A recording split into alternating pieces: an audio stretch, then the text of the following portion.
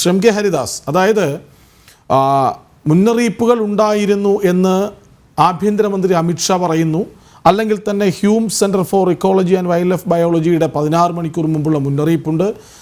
വയനാട് പോലൊരു അതീവ ദുർബല പ്രദേശത്ത് ഓറഞ്ച് അലർട്ട് ആണെങ്കിൽ പോലും മുൻപ് ഉരുൾപൊട്ടിയിട്ടുണ്ടെങ്കിൽ, അല്ലെങ്കിൽ തന്നെ അതിദുർബലമായ ഒരു പ്രദേശമായ കാരണത്താൽ അവിടെ ഓറഞ്ച് അലേർട്ട് പോലും റെഡ് അലേർട്ടിന് സമാനമാണ് എന്നതും അവിടെ ഇരിക്കുന്നു.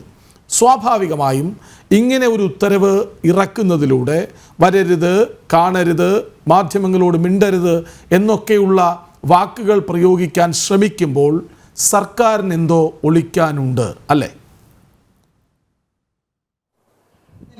എന്തോ ഒളിക്കാനുണ്ട്. ഈ സമയത്ത്, ഇത്തരത്തിലൊരു ദുരന്തം നടന്ന സമയത്ത് വരൂ, എല്ലാ ശാസ്ത്രജ്ഞരും ഇങ്ങോട്ട് വരൂ, ഇന്ത്യയിലെയും വിദേശത്തെയും എല്ലാവരും ഇങ്ങോട്ട് വരൂ. കേരളത്തിൽ തന്നെ റിട്ടയർമെന്റ് ആയിട്ട് വിശ്രമിക്കുന്ന എല്ലാ ശാസ്ത്രജ്ഞരും വന്നു പഠിക്കൂ. കാരണം നമ്മുടെ തലയ്ക്ക് മുകളിൽ ഡെമോക്രസിന്റെ സോഡ് പോലെ കിടക്കുകയാണ് ഒരു മുല്ലപ്പെരിയാർ എന്ന് പറയുന്ന ഡാം. ഈ മഴയും ഇപ്പൊ ഈ കണ്ട ദുരന്തവും കാണുന്നവർക്ക് അങ്ങേയറ്റം ഭയമാണ്. 3 ജില്ലകളിൽ പ്രത്യേകിച്ച് ഭയപ്പെടുന്ന ഒരു വ്യക്തിയാണ് ഞാൻ.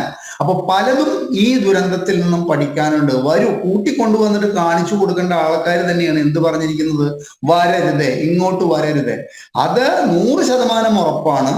അത് ഒരു വ്യക്തിയോ ഒരു ചീഫ് സെക്രട്ടറിയോ ഒരു അഡീഷണൽ ചീഫ് സെക്രട്ടറിയോ ഒരു പ്രിൻസിപ്പൽ സെക്രട്ടറിയോ വിചാരിച്ചാൽ ഇറക്കാവുന്ന ഒരു ഉത്തരവല്ല. ഇവിടെ എന്തോ മറച്ചു വെക്കണം.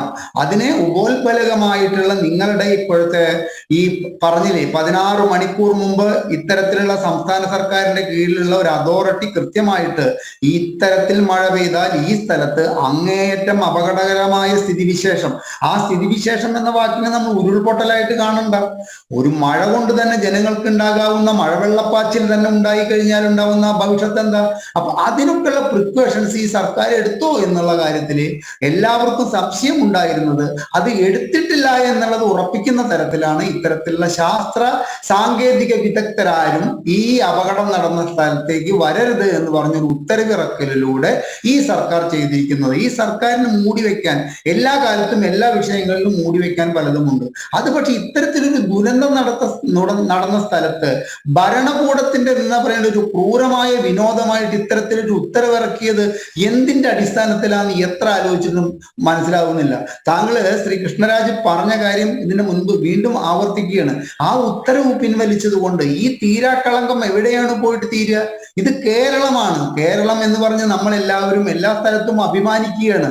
മറ്റ് സംസ്ഥാനങ്ങളിലുള്ളവരും മറ്റ് രാജ്യത്തിലുള്ളവരും കേരളത്തിന്റെ നമ്മൾ പറയില്ലേ നമ്മുടേതായിട്ടുള്ള അറിവും നമ്മുടെ പരിജ്ഞാനത്തെയും എല്ലാ കാലത്തും അഭിനന്ദിക്കുന്ന അതേ കേരളത്തിൽ നിന്ന് ഇത്തരത്തിൽ ഇവിടേക്ക് വരരുത്, ജനങ്ങൾ വരരുത് എന്ന് പറഞ്ഞിട്ട് അവർ ഉത്തരവിറക്കിയിട്ടുണ്ട്. അതായത് അനാവശ്യമായിട്ട് ആവശ്യമില്ലാത്തവർ വയനാട്ടിലേക്ക് ചുരം കയറി വരരുത്. അത് നല്ല കാര്യമാണ്. കാരണം അത് ഇത്തരത്തിലുള്ള നമ്മൾ പറയില്ലേ ഈ അങ്ങേയറ്റം കഷ്ടപ്പെടുന്ന ദുരന്ത നിവാരണ പ്രവർത്തകർക്കും ഇത്തരത്തിൽ രക്ഷാപ്രവർത്തനം നടത്തുന്നവർക്കും തടസ്സമാകുമെങ്കിൽ അത് നിരോധിച്ചതിൽ ഒരു കുറ്റവും പറയുന്നില്ല.